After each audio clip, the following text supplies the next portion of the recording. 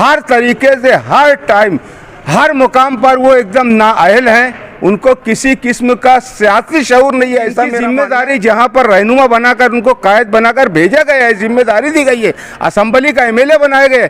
किसी भी किस्म का बुनकरों के ताल्लुक से, बिजली के ताल्लुक से, किसी भी चीज़ के ताल्लुक से अबू आसिम और बाहर के जो एमएलए शेख रईस वगैरह वही बोलते हैं, और ये वहाँ पर नहीं बोलते, वो बाहर आके मीडिया में बोलते।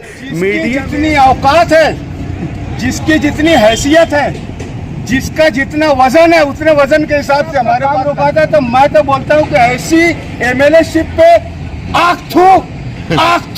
मंगल के दिन हम लोगों ने शेख आसिफ साहब की हिदायत पर, उनकी रहनुमाई में उनके लेटर पे एक लेटर दिया था यहाँ पर, और कब्रस्तान के सामने हमने आंदोलन किया था कि पेशवर्क खराब हो रहा है और कहीं कहीं नहीं हो रहा है, इसके लिए कमिश्नर ने ध्यान देना चाहिए। और उसके दूसरे दिन हमारी बात पर शेख आसिफ साहब के लेटर पर तवज्जो देते हुए दूसरे दिन कमिश्नर ने वहाँ पर दौरा किया और वो सब काम काज अच्छी क्वालिटी का शुरू किया।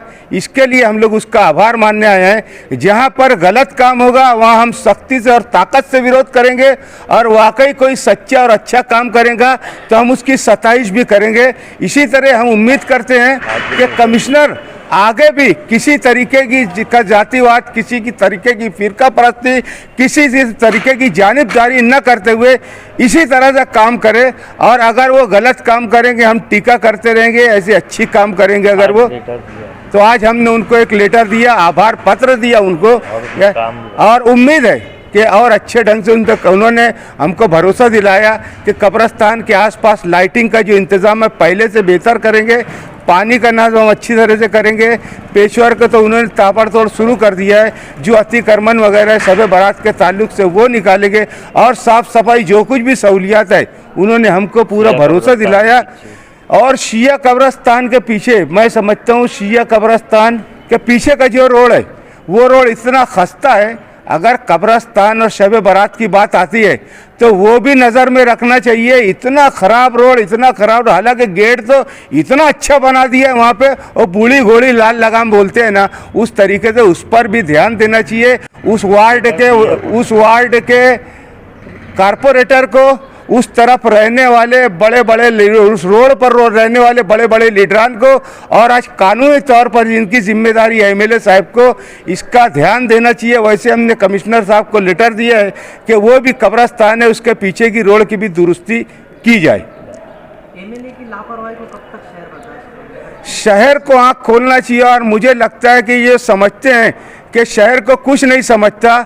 आगे आने वाले दौर में शहर हमारा बहुत बेदार, और ख़ासतौर से सियासी शऊर बहुत है हमारे शहरियों को।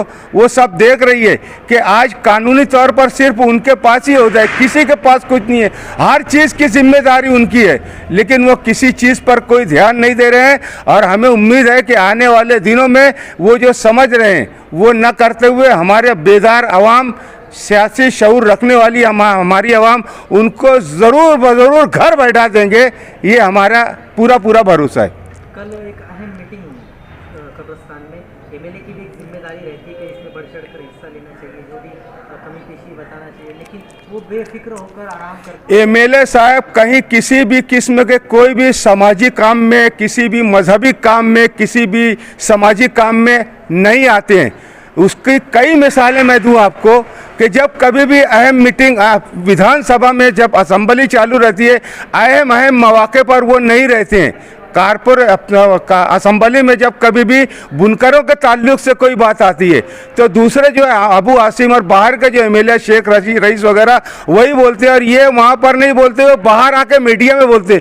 मीडिया में यूट्यूब पर, टीवी चैनल पर तो आम पब्लिक भी कर सकती है, लेकिन जिनकी जिम्मेदारी जहाँ पर रहनुमा बनाकर उनको कायद बनाकर भेजा गया है, जिम्मेदारी दी गई है, असेंबली का एमएलए बनाए गए, किसी भी किस्म का बुनकरों के ताल्लुक से, बिजली के ताल्लुक से, किसी भी चीज़ के ताल्लुक से वो वहाँ नहीं बोलते।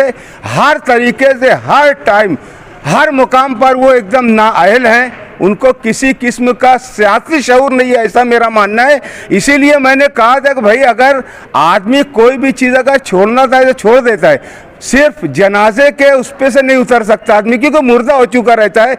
तो मैं वही कहता हूँ कि मुफ्ती साहब, कुर्सी है, ये आपका जनाजा तो नहीं है। कुर्सी है, ये आपका जनाजा तो नहीं है, कुछ कर नहीं सकते तो उतर क्यों नहीं जाते।